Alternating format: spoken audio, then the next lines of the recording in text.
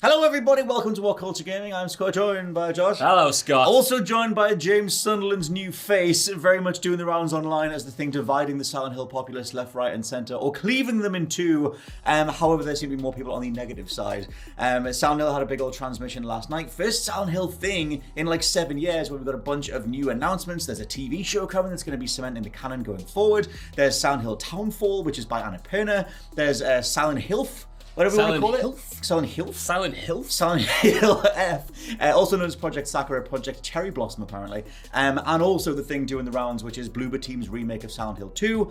And we should talk about that. You said you had many thoughts on this. Dude, overall. I have many thoughts about all of these projects. He but does. Silent Hill 2 in particular has kind of left me feeling a little bit divided. And I'll tell you why I'm divided, Scott Silver. Do it. Because Silent Hill 2 is one of the best games of all time, right? Still is. And I do like Bloober Team. A lot of the games that they have produced, I have really vibed with. However, the issue is, Bloober Team, in my opinion, haven't made a great game. They have made some okay games, and they have made some good games. And for me personally, and I think for a lot of the fans, Silent Hill 2 deserves a little bit more than good. And I'll get more into, their track record in the past and why they might not be the best developer for this project, or at least why some fans don't think they're the best developer for this project because of some of the thematics present in their previous games in a little bit. But I know that you are kind of similar to me, where you are kind of a Bloober fan, or maybe a little bit more.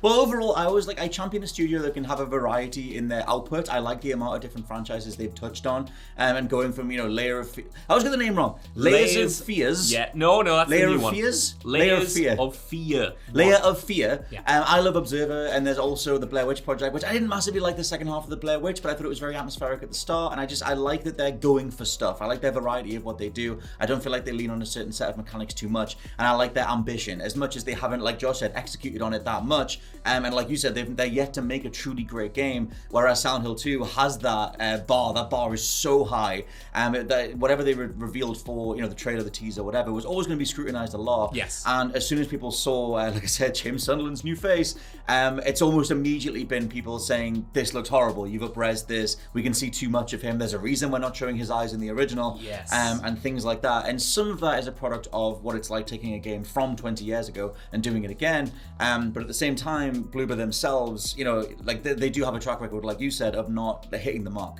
That's it. And, I guess my fear, my Silent Hill... The real Silent Hill. Yeah, that's what it stands for.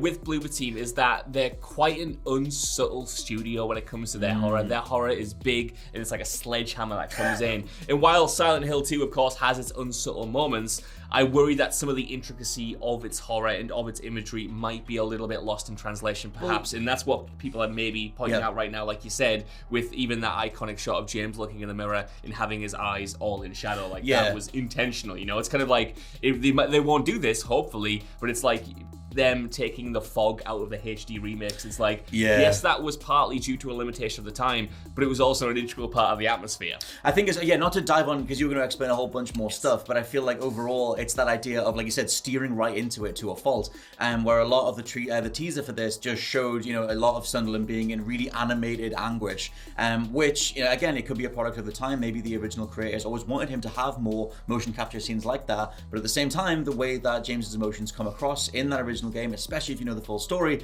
are almost deliberately reserved to a point, because of the overall tale that they're telling. So it kind of feels already like it's a bit of a reframing of why he's in Silent Hill, what's going on, and a reframing of the story. And I think that that's interesting territory for where we are right now, where we're not even 24 hours removed from it being unleashed on the world. Yes. But like I said, it is one of the greatest games of all time, and it has one of those stories that you need to almost treat exactly as it was. 100%. And let's talk about that story, because I have seen a lot of backlash against Bloober Team specifically on the internet, on the Silent Hill Reddit this morning, because of their track record dealing with similar thematics in their previous games. The Medium in particular took a lot of flack for its presentation of mental illness and mental health issues, as did Blair Witch, as that focused primarily on a character with PTSD, and there's been a lot of criticism aimed towards those two games about the depiction of that. And obviously when you get to a game like Silent Hill, like that story is all about a character dealing with the grief and trauma surrounding the death of his wife and the kind of guilt that he feels about how he handled the situation in her final few months. You know, it's all about mental anguish. The monsters in Silent Hill 2 are literally a mental kind of like manifestation of what's going on inside his head and his like repressed desires and the guilt he feels, like I said. And I do think, you know, people are kind of worried that based on the track record of Bloober Team and the criticism that they have received for the depiction of mental health issues in their games, that they might not get this right, because it is a sensitive topic. And even on top of that, the idea of translating Silent Hill 2 into the modern day, you know, they talked so much about modernizing the story and modernizing the gameplay. And redesigning the enemies. And redesigning the enemies. No. I don't know how you necessarily do that, and it's kind of why in the video we did on the leaks a few days ago, I would have opted to remake Silent Hill 1, because that's kind of more of a blank slate. In Silent Hill 2, you have very specific cutscene direction, you have a very specific tone, you have very specific characterization. That was kind of very unnatural and surreal at the time, and I do think that was like lightning in a bottle, and I don't know how you would replicate that, and I worry that how you would modernize that aspect of the game might make it lose part of its identity. Yeah, well, it's like in terms of the staff that are returning, you've got the composer and the art director, you don't have the game's director. Like, it's still like that's the whole other thing, is that it's a PlayStation exclusive. Like, there's that whole side of it where it's like Sony seemed to be the one lighting the fires underneath the project, and they say that it all came from conversations across the last few years, and it's like this whole idea of the movie coming first to Christoph Gans. I didn't mention before that one of the other projects is another Silent Hill movie, assumedly called Return to Silent Hill. It is Return to Silent Hill, and it's based on Silent Hill 2. Yes, which is another thing. And Christoph Gans was talking about changing the way that the story needs to be reinterpreted and do different versions of that. And it's almost like the that idea of you take the one lightning in a bottle, beautiful thing that we had in the past, and then how can we pick and prod it and pull it in 10 different directions at once to cash back in on it again. I think that's a hard line to walk. I want to believe that the hearts are all in the right place. But yeah, like you said, it's a hard game to modernize. Also, we were saying this before we were recording, one of the reasons that Silent Hill 2 is still so immaculate, you can go back to the original PlayStation 2 one right now, and I mean, I still think for the vast majority it holds up. Dude, it does. Yeah, like even graphically, obviously you can tell some of the environments have aged, but whatever, like the vast majority totally holds up, especially the cutscenes and the direction. But if anything, and this could be a personal thing, I think old school horror, that's part of the charm, that's part of why it worked. Maybe the sound effects are a bit more low res, maybe the overall production is a little bit more scratchy and a little bit more raw and vintage and whatever, that only contributes to the feel of an old school Silent Hill. And once you start up-resing it and talking about redesigning stuff and making it 4K, 60 frames a second, whatever it is, and fleshing out James Sunderland's face, you might get away from what was so raw and visceral about that original. You might, Scott. That said, I must admit, I am still looking forward to it, because it's Silent Hill 2, I love the game, and I kind of personally, I'm separating it from the game that I know and love. I'm viewing this as more of a reinterpretation and a reimagining, rather than something that will supplant the original game or kind of build upon and make better the original game. I'm viewing this as a developer's own interpretation of it, and maybe that's right or wrong, I don't know, but it's how I'm going to live with it, because I do want to look forward to it, because some of the screenshots and some of the stuff that we did see in the trailer, like, did look beautiful. Like, you know, like the few of like the landscape shots, it felt like they got it right. The fog, the atmosphere. There's actual fog. There's actual fog. And just kind of like the grey melancholy of the Silent Hill town itself, I thought they really nailed in the trailer. Whether that will translate to the combat in the kind of when you go into the other world remains to be seen. That's the whole thing, because there are a couple of shots in here that look like gameplay. They look like the gameplay engine. It looks like their in-engine, especially the beginning when he's like holding his hands. That seems like that would be their in-engine version of that scene. And there's a bit where he's walking down the street, and there is a bit where he hits one of the nurses with like a 2x4, and that looks like it's in-engine. It's just that the camera's a bit disconnected from it, which reminds me of old school Konami trailers. They used to do it all the time, especially in Metal Gear Solid. And yeah, I wonder if that is the new combat model, where it's a bit snappy, it's a bit faster, but it's still, you're still triggering a canned animation. Like, it's not like you're going for a combo or anything. That still seems kind of promising. We should talk about other Silent Hill stuff, because they had a whole show for about 48 minutes showing off the past and the future of Silent Hill. Actually, one thing I was going to say is I hope they make the original Silent Hill 2 available. Yes.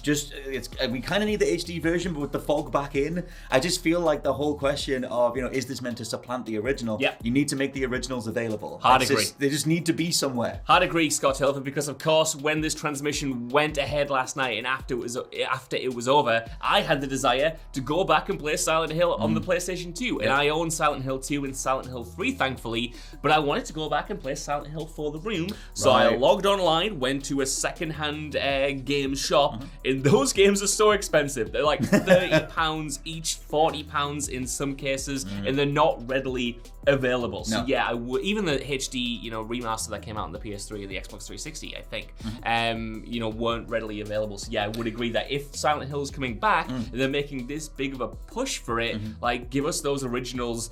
Just port it over. I know you can do it. The HD collection is right there. Just maybe make it better. That's the thing. The HD collection you can play on Xbox. It's on the backwards compatibility, but it's like the worst version of those games, especially in 2's case, because they took the fog out. Like I know that a lot of the textures were fixed, but they never really got that thing right. But at the same time, the version of Silent Hill 2 that should be available at all times is that original, or maybe something with upscale textures or whatever, without losing the feel of that original. Just let me play the original. Do you know what I thought? Because Sony is obviously so heavily involved with these projects, especially Silent Hill 2. I thought, and this was a Hail Mary wish. I'll say that right now. Hail Mary? Hey, Hail Mary. Hey. Good I stuff. thought that right at the end of the presentation, the transmission, Yep. they would have said, and the original 2 and 3 are going to be available on PlayStation Plus right now, but they didn't do it. And I know that was just me projecting, but I would have loved to see that. Well, that executable's right there, right? I mean, they could put it on the PlayStation Plus service. There's so much more they could do. They could put a PlayStation Stars trophy next to it. There's way more that Sony could have done if they want to embrace all this stuff, rather than just giving you a tiny Mira dog plushie and a dog statue, which popped me silly. The fact that they, over a long enough time period, the ridiculous secret ending of Silent Hill 2 is now available as a statue. You're going to buy that. I know you're going to buy that. I'm going to buy the little plushie dog. I'm not bothered about the statue, but I'll get the little plushie with the headset on. And let's talk about other Silent Hill stuff, because there wasn't that much to talk about in regards to Silent Hill Townfall. I kind of laughed at that name. Yes. Because we already have Downpour as one of the other Silent Hill games. I laughed at Silent Hills. That was really good. So You sound Hilf. But still, in regards to Townfall, that is the Annapurna game, which is, I guess we don't really know fully what that is. It was revealed in more of like a conceptual teaser, with just waves lapping on a beach and just saying, this game's coming, whatever. Any quick thoughts on that? I have faith in Annapurna. I like the idea of it. In terms of the presentation of all of the games that we saw, I actually thought that was the most intriguing. I like the sort of VHS style look to it. You know, the developer doing the interview like on a CRT monitor inside your own television. I think it was a CRT monitor. You know, it was some old school tech. Yeah, an old TV.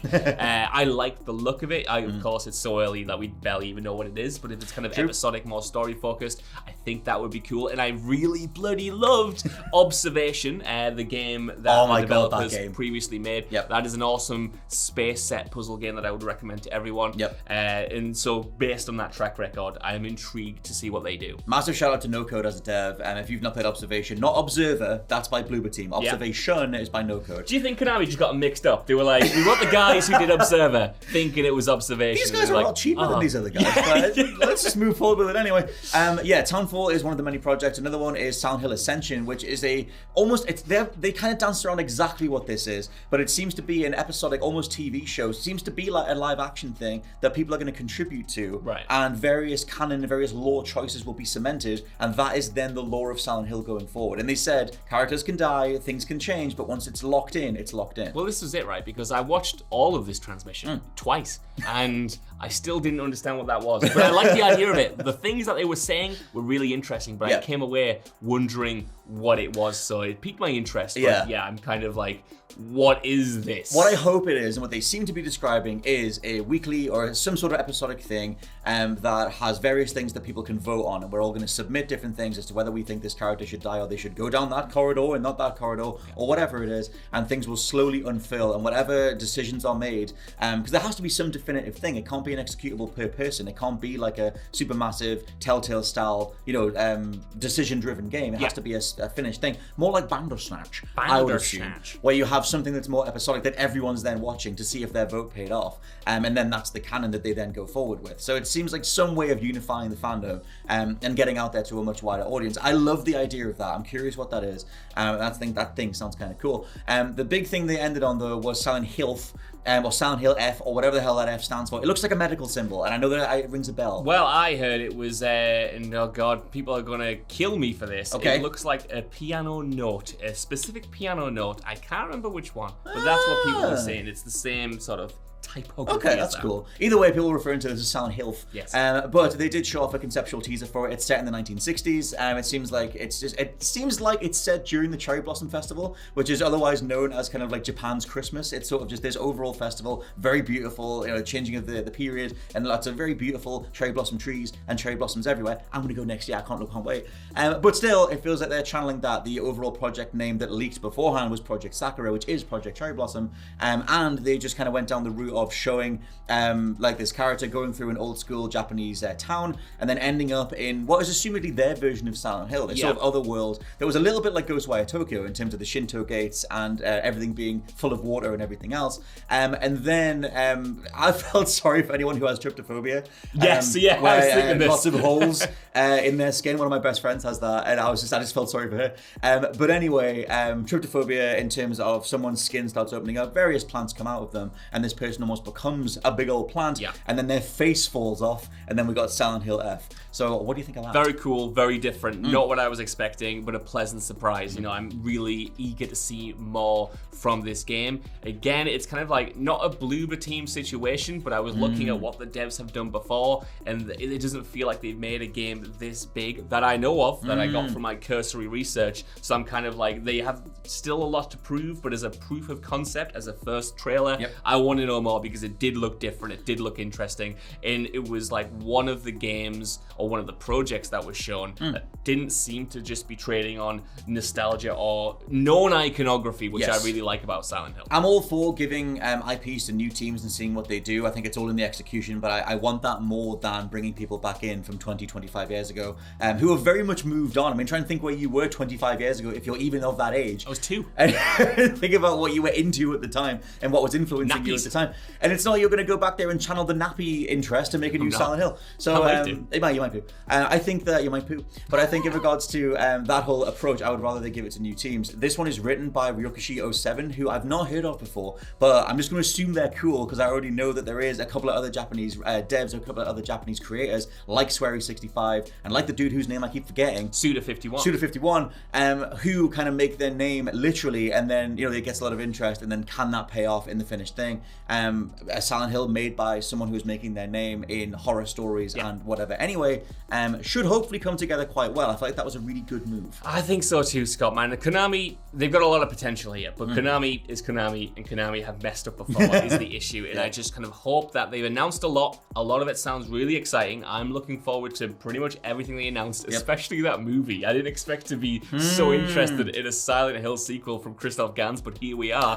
And I just kind of hope that the more we see from this project, the more promising it is, because this was a big swing. Silent Hill has been away for a long time, and even when it was still around, like 8 years ago or whatever, it was not treated well. It's been a while since the franchise has been on top, and I hope all of these projects, at least some of them, stick and give it the same recognition that Resident Evil is currently enjoying. Yeah, I think it's because the likes of the Resident Evil 2 remake landed so well that it helped bolster those conversations of reviving Silent Hill and doing it so well. Yeah, I'm super curious. I feel like the whole PlayStation exclusivity side of this is barely being talked about because it hasn't really been detailed. There was the whole story during the rounds that PlayStation were holding off on talking about it too much from their point of view because they're currently in a whole battle with Microsoft over exclusivity and Call of Duty and all that kind of stuff. But we'll see whatever else comes out. I assume that Sony are putting all the money up for this because they were originally going to do that for PT and Silent Hills back in 2015 or 2014. So we will see what happens. But let us know what you think down in the comments below of Silent Hill and everything else that got announced. For now, I've been Scott from WhatCulture.com. I've been Josh from WhatCulture.com. And we'll catch you next Hilf. Did you know what popped me, actually? Go on. I woke up this morning and Hideo Kojima had retweeted a picture of PT, which was just amazing. Great stuff. Great shit. He was there at the beginning. He certainly was. He'll be there at the end. Bye-bye. Goodbye.